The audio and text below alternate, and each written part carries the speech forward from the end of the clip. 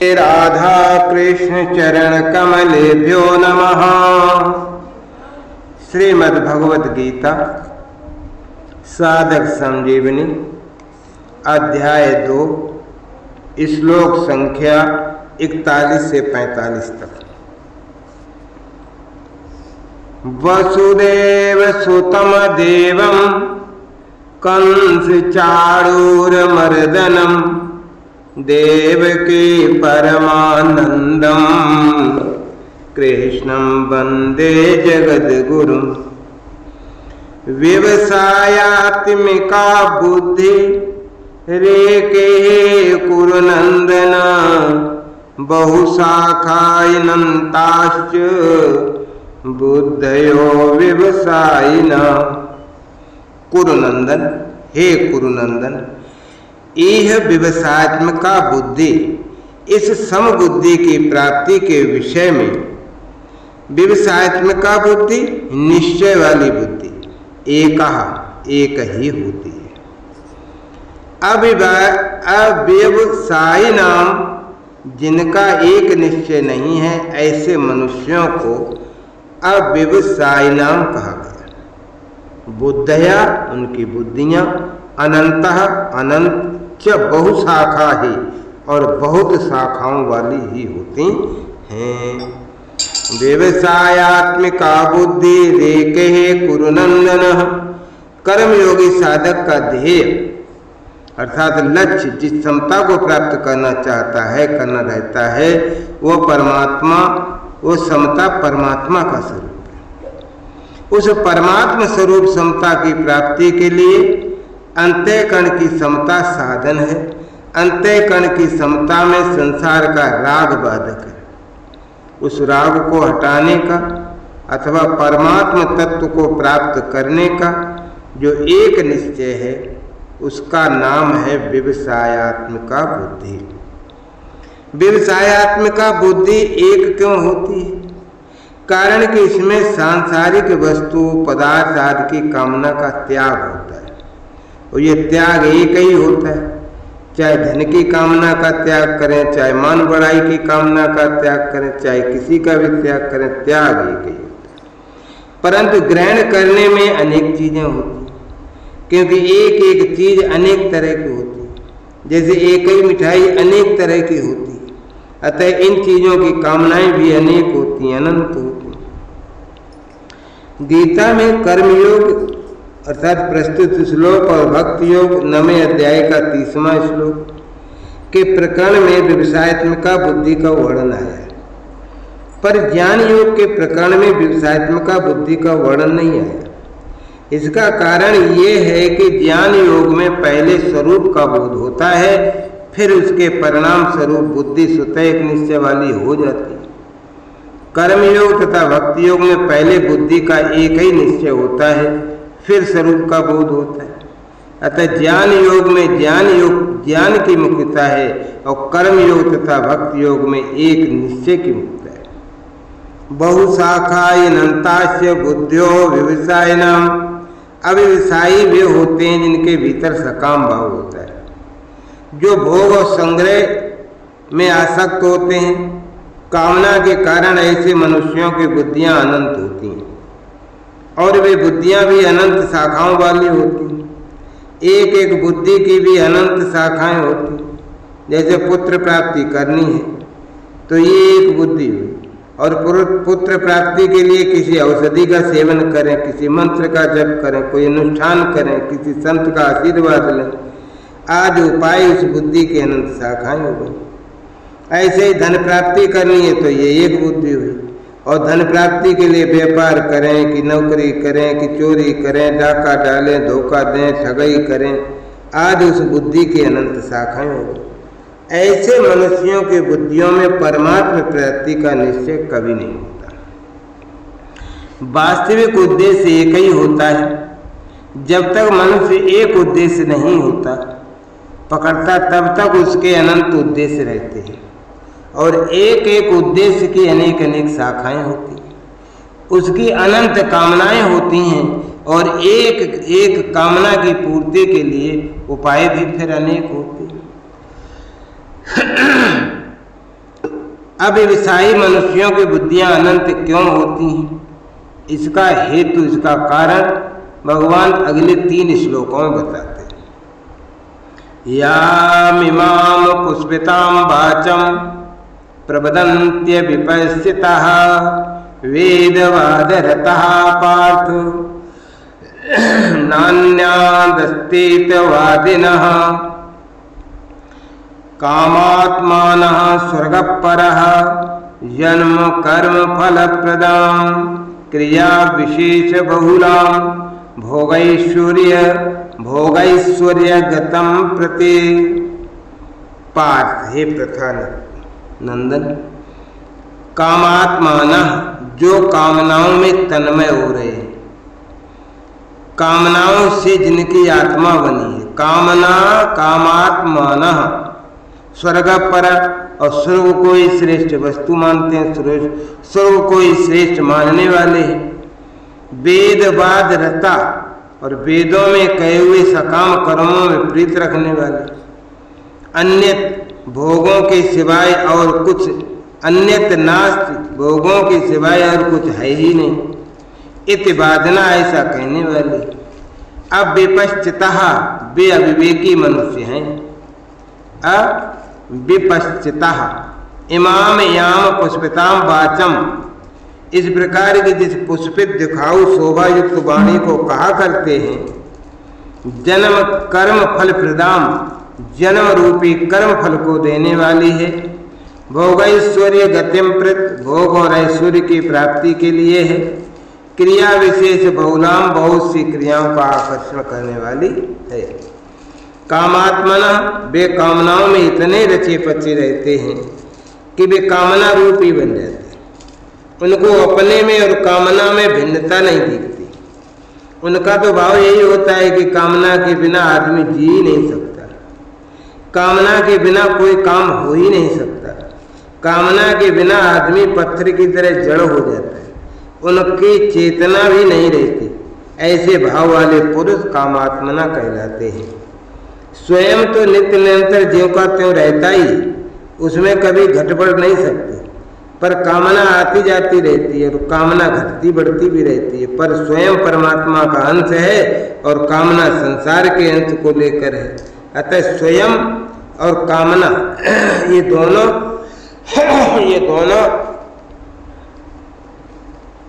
सर्वथा अलग अलग वस्तुएं हैं, पर कामना में रचे पचे लोगों को अपने स्वरूप का अलग भान ही नहीं होता। स्वर्ग परा, स्वर्ग में बढ़िया से बढ़िया दिव्य भोग मिलते हैं, इसलिए उनके लक्ष्य में स्वर्ग ही सर्वश्रेष्ठ वस्तु होता है और वे उसकी प्राप्ति में पितरात दिन लग जाते हैं। यह स्वर्ग परा पद से उन मनुष्यों की बात कही गई है जो वेदों और शास्त्रों में वर्णित स्वर्गादि लोकों में आस्था रखने वाले हैं। वेदवाद रता पार्था नान्य स्थितवादिना, वे वेदों में कहे हुए सकाम कर्मों में प्रीत रखने वाले हैं, अर्थात वेदों को तात्पर्य वे केवल भोगों में और स्वर्ग की प्राप्ति में मानते हैं, इसलिए वे वेदवाद रता है। उनकी मान्यता में यहाँ के स्वर्ग के भोगों के सिवाय और कुछ है ही नहीं, अर्थात उनकी दृष्टि में भोगों के सिवाय परमात्मा, तत्व ज्ञान, मुक्ति, भगवत प्रेम आदि कोई चीज है ही नहीं। अतः वे भोगों में ही रचे पचे रहते हैं, भोग भोगना उनका मुख्य लक्ष्य रहता है। यामिमाम पुष्पितां वाचं प्रवदन्ति विपश्चितः, जिनमें सत असत, नित्य अनित्य, अविनाशी विनाशी का विवेक नहीं है, ऐसे अविवेकी मनुष्य वेदों की जिस वाणी में संसार और भोगों का वर्णन है, उस पुष्पित वाणी को कहा करते हैं।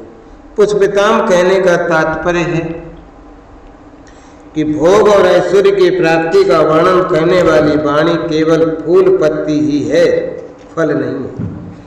प्राप्ति फल से ही होती है, फूल पत्ती की शोभा से नहीं होती। वह वाणी स्थायी फल देने वाली नहीं है। उस वाणी का जो फल स्वर्गादि का भोग है, वो केवल दिखने में सुंदर दिखता है, उसमें स्थायीपना नहीं। जन्म कर्म फल प्रदान, वो पुष्पित वाणी जन्म रूपी कर्म फल को देने वाली है, क्योंकि उसमें सांसारिक भोगों का ही महत्व दिया गया है। उन भोगों का राग ही आगे जन्म में होने का कारण है। दिखाऊ शोभायुक्त वाणी भोग और ऐश्वर्य की प्राप्ति के लिए जिन सकाम अनुष्ठानों का वर्णन करती है, उनमें क्रियाओं की बहुलता रहती है। उन अनुष्ठानों में अनेक तरह की विधियां होती हैं, अनेक तरह की क्रियाएं करनी पड़ती हैं, अनेक तरह के पदार्थों की जरूरत पड़ती है एवं शरीर आदि में परिश्रम भी अधिक होता है। भोग ऐश्वर्य प्रसक्तानां तया प्रहृति चेतसां व्यवसायात्मिका बुद्धि समाधौ न विधीयते। तया उस पुष्पित वाणी से, अपहृत चेतसाम जिनका अंतःकरण हर लिया गया है, जिनका चित्त हर लिया गया है, अर्थात भोगों की तरफ जिनका चित्त खिंच गया है और जो भोग ऐश्वर्य प्रसक्ता नाम है, भोग तथा ऐश्वर्य में अत्यंत आसक्त हैं, उन मनुष्यों की समाधौ व्यवसायात्मिका बुद्धि न विधीयते। परमात्मा में एक निश्चय वाली बुद्धि कभी नहीं होती। तयापहृत चेतसा, पूर्व श्लोक में जिस पुष्पित वाणी का वर्णन किया गया है, उस वाणी से जिनका चित्त अपहृत हो गया है, स्वर्ग से बड़ा भारी सुख है, दिव्य नंदन वन है, सुंदर सुंदर अप्सराएं हैं, अमृत है, ऐसी वाणी से जिनका चित्त उन भोगों की तरफ खिंच गया है, भोग ऐश्वर्य प्रसक्ता नाम। शब्द स्पर्श रूप रस और गंध, ये 5 विषय है। शरीर का आराम, मान और नाम की बढ़ाई, इनके द्वारा सुख लेने का नाम भोग है। भोगों के लिए पदार्थ, रुपए पैसे मकान आदि का जो संग्रह किया जाता है, उसका नाम ऐश्वर्य है। तो इन भोगों और ऐश्वर्य में जिनकी आसक्ति है, प्रियता है, खिंचाव है, अर्थात इनमें जिनकी महत्व बुद्धि है, उनको भोग ऐश्वर्य प्रसक्ता नाम कहा गया है। जो भोग और ऐश्वर्य में ही लगे रहते हैं, वे आसुरी संपत्ति वाले हैं। कारण कि असु नाम है प्राणों का। उन प्राणों को जो बनाए रखना चाहता है, उन प्राण पोषण परायण लोगों का नाम असुर है। वे शरीर के प्रधानता को लेकर यहाँ के अथवा स्वर्ग के भोग भोगना चाहते हैं। यहाँ जिन राजसी मनुष्यों का वर्णन हो रहा है, उनको भगवान ने 16वें अध्याय में आसुरी संपत्ति वालों के प्रकरण में काम उपभोग परमा एता बदत निश्चिता कहा, प्रसक्ता काम भोगेशु कहा। अतः जो केवल भोग भोगना चाहते हैं, वे आसुरी संपत्ति वाले हैं। व्यवसायात्मिका बुद्धि समाधौ न विधीयते, जो मनुष्य जन्म का असली ध्येय है, जिसके लिए मनुष्य शरीर मिला है, उस परमात्मा को ही प्राप्त करना है, ऐसी व्यवसायात्मिका बुद्धि उन लोगों में होती नहीं। तात्पर्य यह है कि जो भोग भोगे जा चुके हैं, जो भोग भोगे जा सकते हैं, जिन भोगों को सुन रखा है और जो भोग सुने जा सकते हैं, उनके संस्कारों के कारण बुद्धि में जो मलिनता रहती है, उस मलिनता के कारण संसार से सर्वथा विरक्त होकर एक परमात्मा की तरफ चलना है, ऐसा दृढ़ निश्चय नहीं होता। ऐसे ही संसार की अनेक विद्याएं, कलाओं आदि का जो संग्रह है, उससे मैं विद्वान हूँ, मैं जानकार हूँ, ऐसा जो अभिमानजन्य सुख का भोग होता है, उसमें आसक्त मनुष्यों को भी परमात्मा प्राप्ति का एक निश्चय नहीं होता है। इस प्रकरण की विशेष बात, परम दयालु भगवान ने कृपा करके इस मनुष्य शरीर में एक ऐसी विलक्षण विवेक शक्ति दी है, जिससे वो सुख दुख से ऊंचा उठ जाए, अपना उद्धार कर ले, सबकी सेवा करके भगवान तक को अपने वश में कर ले। इसी में मनुष्य शरीर की सार्थकता है। परंतु प्रभु प्रदत्त इस विवेक शक्ति का अनादर करके नाशवान भोग और संग्रह में आसक्त हो जाना, ये तो पशु बुद्धि है। कारण कि पशु पक्षी भी भोगों में लगे रहते हैं। ऐसे ही अगर मनुष्य भी भोगों में लगा रहे, तो फिर पशु और पक्षियों और मनुष्यों में अंतर क्या रहा? पशु पक्षी तो बेचारी भोग योनि है, अतः उनके सामने कर्तव्य का प्रश्न ही नहीं है। परंतु मनुष्य जन्म तो केवल अपने कर्तव्य का पालन करके अपना उद्धार करने के लिए ही मिला है, भोग भोगने के लिए थोड़े मिला है।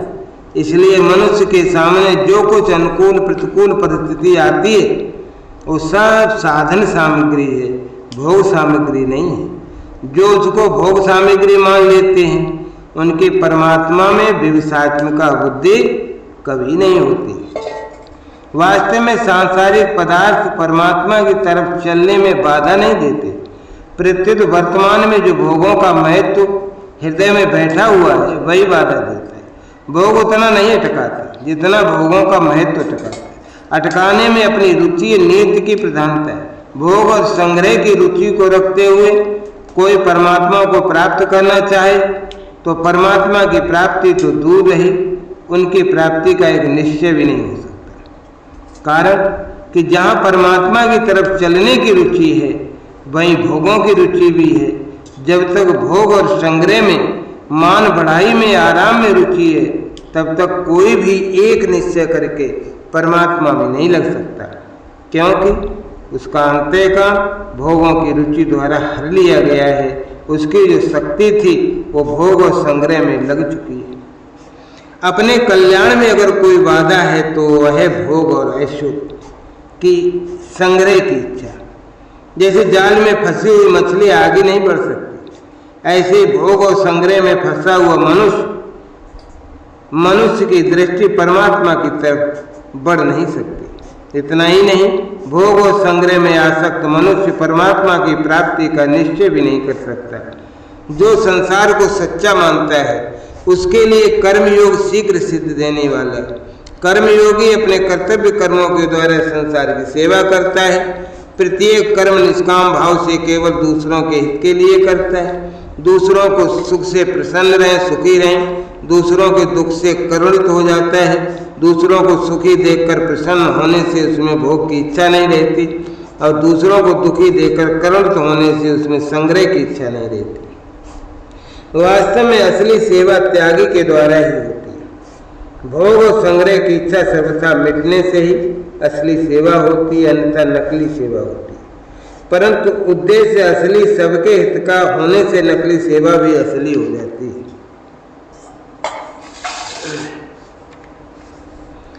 त्रिगुण्य विषय वेद निस्त्रिगुण्यो भवार्जुन निर्द्वंदो नित्य सत्वस्थो निर्योग क्षेम आत्मवान।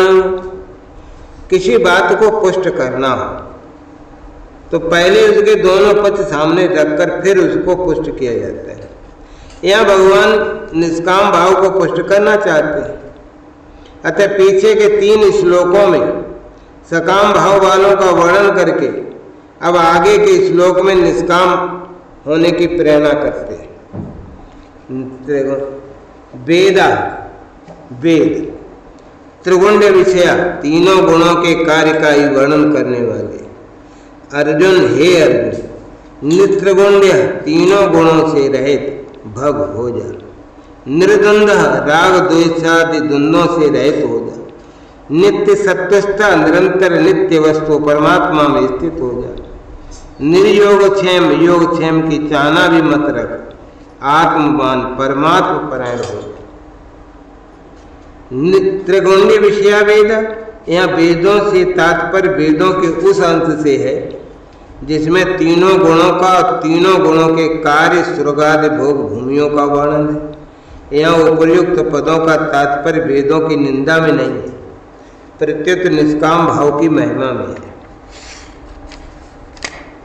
जैसे हीरे के वर्णन के साथ साथ कांच का वर्णन किया जाए तो उसका तात्पर्य कांच की निंदा करने में नहीं, प्रत्युत हीरे की महिमा बताने। ऐसे ही यहाँ निष्काम भाव की महिमा बताने के लिए वेदों के सकाम भाव का वर्णन आया है, निंदा के लिए नहीं आया। वेद केवल तीनों गुणों का कार्य संसार का ही वर्णन करने वाले हैं, ऐसी बात नहीं है। वेदों में परमात्मा और उनको प्राप्ति के साधनों का भी वर्णन हुआ है। निस्त्रिगुण्यो भवार्जुन, हे अर्जुन, तू तीनों गुणों के कार्य रूप संसार की इच्छा का त्याग करके असंसारी बन जा, संसार से ऊंचा उठ जा। निर्द्वंद, संसार से ऊंचा उठने के लिए राग द्वेष आदि द्वंद्वों से रहित होने की बड़ी भारी आवश्यकता है, क्योंकि यही वास्तव में मनुष्य के शत्रु हैं। उसको संसार में फंसाने वाली है, इसलिए तो संपूर्ण द्वंद्वों से रहित हो जाए। यहाँ भगवान अर्जुन के निर्द्वंद होने की आज्ञा क्यों दे रहे? कारण कि द्वंद्वों से सम्मोह होता है, संसार में फंसावट होती है। जब साधक निर्द्वंद होता है तभी वो दृढ़ होकर भजन कर सकता है, और निर्द्वंद होने से साधक सुखपूर्वक संसार बंधन से मुक्त हो जाता है। निर्द्वंद होने से मूर्खता चली जाती है। निर्द्वंद होने से साधक कर्म करता हुआ कभी बंधता नहीं है। तात्पर्य है कि साधक की साधना निर्द्वंद होने से ही दृढ़ होती है। इसलिए भगवान अर्जुन को निर्द्वंद होने की आज्ञा देते हैं। दूसरी बात, अगर संसार में किसी भी वस्तु, व्यक्ति आदि में राग होगा तो दूसरी वस्तु, व्यक्ति आदि में द्वेष हो जाएगा। ये नियम है। ऐसा होने पर भगवान की उपेक्षा हो जाएगी। ये भी एक प्रकार का द्वेष ही है। परंतु जब साधक का भगवान में प्रेम हो जाएगा तब संसार से द्वेष नहीं होगा, प्रत्युत संसार से स्वाभाविक उपरति हो जाएगी। उपरति होने की पहली अवस्था ये होगी कि साधक का प्रतिकूलता में द्वेष नहीं होगा, किंतु उसकी उपेक्षा होगी, और उपेक्षा के बाद उदासीनता होगी, और उदासीनता के बाद उपरति होगी, और उपरति में राग द्वेष सर्वथा मिट जाते हैं। इस क्रम में अगर सूक्ष्मता से देखा जाए तो उपेक्षा में राग द्वेष के संस्कार रहते हैं, और उदासीनता में राग द्वेष की सत्ता रहती है। उपरति में राग द्वेष के न संस्कार रहते न सत्ता रहती है, किंतु राग द्वेष का सर्वथा अभाव हो जाता है। नित्य सत्वस्थः, दोनों से रहित होने का उपाय ये है कि जो नित्य निरंतर रहने वाला सर्वत्र परिपूर्ण परमात्मा है तो उसी में निरंतर स्थित रहे। निर्योग क्षेम, तो योग और क्षेम की भी इच्छा मत कर, क्योंकि जो केवल मेरे परायण होते हैं उनके योग क्षेम का वहन तो मैं स्वयं करता हूँ। आत्मवान, तू केवल आत्मा के परायण हो जा, एक परमात्मा की प्राप्ति का लक्ष्य रख। वास्तव में जड़ चेतन, सत असत, नित्य निरंतर, नित्य अनित्य, नाशवान अविनाशी आदि का भेद भी तो द्वंद्व है। योग और क्षेम की चाहना भी द्वंद्व है। द्वंद्व होने से सब कुछ भगवान ही है, इस वास्तविकता का अनुभव नहीं होता। कारण कि जब सब कुछ भगवान ही है तो फिर जड़ चेतन आदि का द्वंद्व कैसे? इसलिए भगवान ने अमृत और मृत्यु, सत और असत दोनों को अपना स्वरूप बताया। अमृतं चैव मृत्युस्य सच्चाहम् अर्जुन। श्री सद्गुरुदेव भगवान की जय।